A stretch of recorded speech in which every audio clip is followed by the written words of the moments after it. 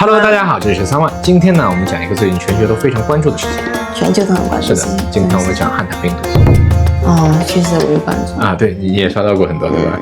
而且我看很多网友们都表示非常的焦虑啊，因为他们都非常担心汉坦病毒会变成第二个新冠。确实新冠很吓人啊，对。但是呢，我在这里先提前跟大家说清楚啊，汉坦病毒它不会变成第二个新冠。哦，是吗？因为它的传播途径非常的艰难，它需要在长时间密闭空间的近距离接触才可以。但是呢，最近就短时间内它不会的。对，短时间内不会，就除非是夫妻啊，或者是家人，他才会容易被接触，容易被传播。所以最近这起事件其实就是因为在一个邮轮里面，这个邮轮啊从阿根廷出发，然后从南美洲一直跨越到非洲，就跨越整个大西洋的一个旅程，它差不多有50天。50天？对，50天。50天邮轮游。对，50天的邮轮，他们是从乌斯怀亚到南极大陆，然后再到南乔治亚，最后到特里斯坦达库尼亚，然后呢再到，反正就是会经过一堆群岛，最后才会到达非洲。毕竟它50天呢。是50天，它中间有很多群岛嘛，包括要到达那个南极大陆。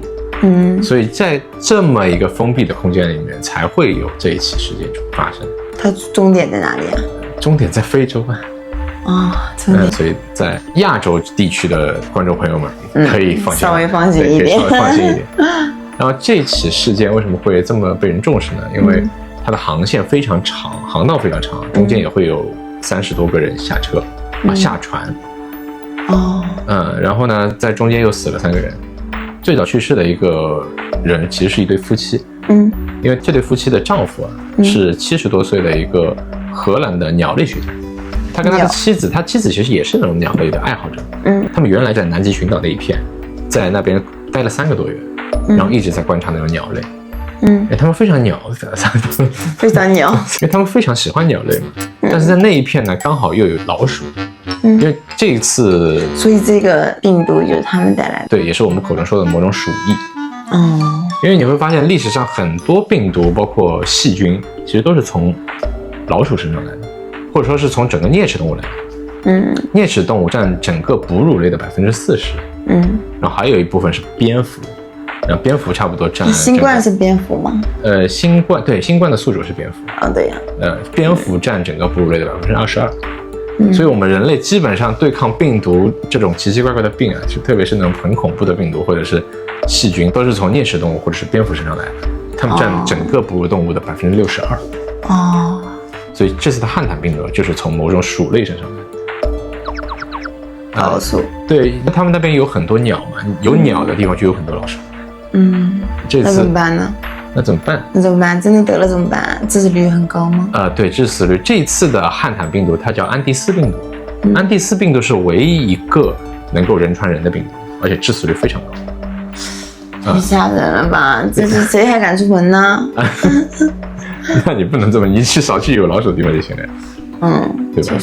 然后汉坦病毒呢，其实分30多种它主要有2大表现，一种类型是说让你肾脏衰竭。另外一种是让你肺部衰竭。但肾脏衰竭的，但肾脏衰竭的这种病毒还好一点，它的致死率平均在15%左右。对，但是肺部的话就肺部感染的话，它基本上保持在52%。那还是很吓人的。是的，所以当时的第一个我们叫0号患者，这个鸟类科学家呢就在上船之后的5天就死了。5天？对。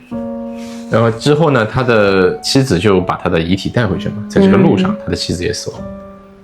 对，非常可怜的一对夫妻。真的很可怜。他们有一些症状吗？就是跟新冠一样的？有，他们一开始像感冒一样，他们的潜伏期很长，他们潜伏期差不多在15天左右。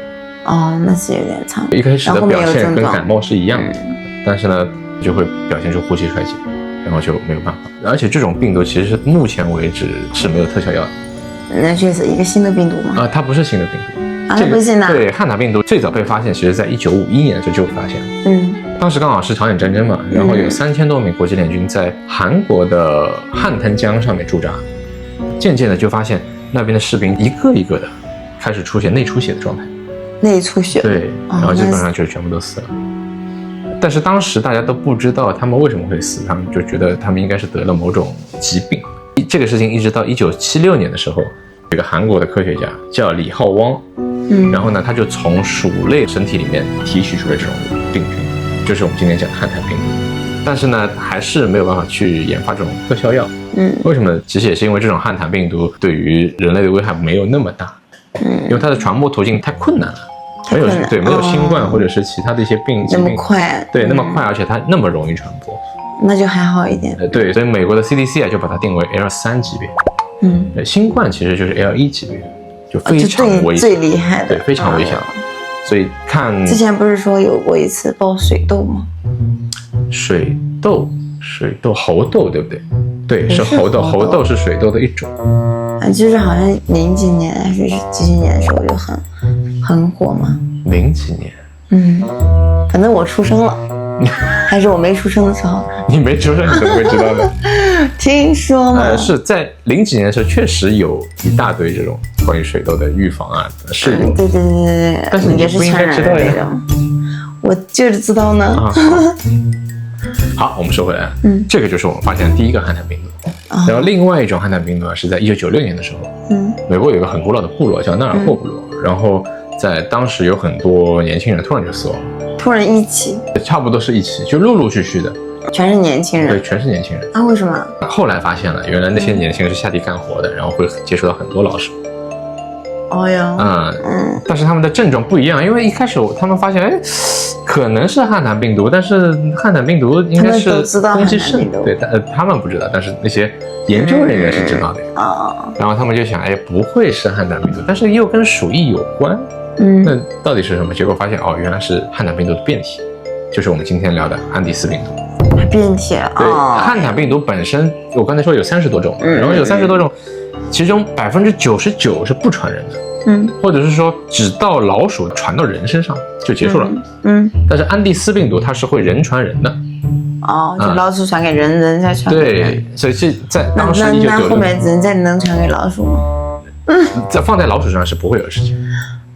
因为它本身身上就携带。对，它本来就是宿主。其实病毒它就不想被传染。就是它想在它的宿主身体里面待得好好的，它不想被传播出去。因为你如果传播出去了，一吞你的细胞结果死了，其实对于病毒来说也不是很友好。是的。所以你会发现，无论是新冠或者是其他的一些病毒，它们的毒性就会慢慢的降低。然后原来是这个原因。对，因为它们也想活着。病毒跟细菌其实还不一样，病毒它是一个 RNA 的单链结构，它需要有宿主，它需要有细胞。它是会植入在你的细胞里面，跟你的细胞共生，然后不断的吞噬你细胞能量，然后慢慢的让自己存活下来。但它在老鼠身上是完全没有问题的，完全能活着。但是放在人身上，或者是放在一些其他哺乳类身上，它就会慢慢的死亡。但是病毒有一个特点，就是它会发现我的毒性好像太强了，然后慢慢降低自己的毒性，而且是在一瞬间。然后它会走吗？它不会走，但是它会通知所有人，我要把毒性降低。所以你看新冠其实也是，对，也是为了活着嘛。新冠其实他们也是通过这种手段慢慢降低自己的活性。所以到我们身上真的得了新冠以后，我们好像就感冒一下，或者是吃一点特效药就好了。对。但是有特效药也是因为它被列为 Level 1，因为它的危害特别大。但是汉坦病毒的危害就没有那么广。就没有人会去投入研发这种特效药。所以目前为止，汉坦病毒的致死率基本上也平均保持在20%左右。就算好了，其实也会有。那其实也挺高的呀，也没有说是的，那个啥也挺高的。你想100个人，然后有20个人就会中招。对的。那也挺吓人的。是的。另外一种更吓人，就是细菌。因为细菌也算是一种鼠疫。历史上最恐怖的一种鼠疫就叫黑死病。黑死病。当时是在13世纪的时候。13世纪西班牙包括整个欧洲都在流行黑死病。黑死病的死亡率差不多在50%。我感觉现在我们这个社会上好多病毒。黑死病现在是没有了，而且也有很强力的预防黑死病的一些措施。当时欧洲差不多已经死了一半人，整个城都清空了。哇，那这太夸张了。所以就基本上2个人里面要死一个。所以就非常恐怖，因为我觉得病毒这个东西还是真的，病毒还算很友好的。我觉得一点都不友好。病毒它起码还要跟你共生啊，但是细菌它对你没有任何怜悯，反正都不太友好。因为细菌它是单核细胞，它是有细胞的，它不需要宿主，它只需要把你吞噬掉就可以了。等你死了以后，它就待在那里，像丧尸一样，等下一个宿主，像丧尸一样无意识的，咔就是这样。你只要碰到它，就基本上就完了。是的，所以其实有很多科学家大胆预测，我们人类如果有一天灭亡的话，大概率会因为一种超级细菌。就是它不会对任何抗生素起作用，抗生素都杀不死它，就是细菌的王。对，细菌的王，因为其实细菌的王来了，就不行。这么严肃的，我们还是不要这样说了啊。好，所以今天我们讲的汉坦病毒，大家不用那么的在意，因为汉坦病毒它本身的传播性也没有那么高，虽然它致死率很高，但是呢，它传播率没有那么高，但是还对它传播率是的，而且包括世界卫生组织、阿根廷当地的卫生组织，他们都在大量的追寻那些宿主曾经去过的路线，因为他们也想知道到底它在哪里发生的感染，他们要尽快去清除鼠疫，包括消毒啊、去杀菌，对，不然也很危险，这个疫情就会被扩散。是的，但是这个疫情被扩散，其实也不会像新冠一样这样被扩散所以大家不用特别关心啊。那就可以放心一点点。是的，好了，今天的影片就到这里。如果您喜欢我们的话，记得订阅哦。记得订阅。拜拜。拜拜。Hello， 大家好，这里是3万。今天呢，我们讲一个最近全球都非常关注的事情。全球都很关注的事情。是的，今天我们讲汉坦病毒。我这服了。对。